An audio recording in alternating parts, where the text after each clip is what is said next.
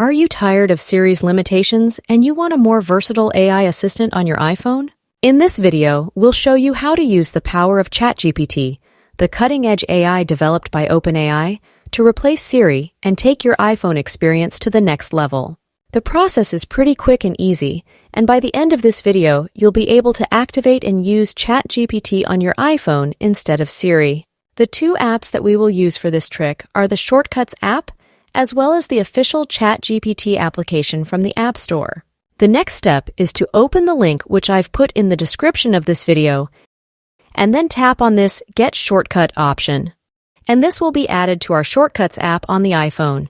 We just need to do one more step in order to activate the shortcut and start using ChatGPT instead of Siri. What you want to do is to open the settings on your iPhone, then scroll a little bit down until you see the accessibility option. After that, we'll click on the touch button that's right under the physical and motor section. This is going to open a bunch of touch-related options, but we need the back tap option that should be at the very bottom of this page. We can then select either the double tap or the triple tap option, whichever is more convenient for you.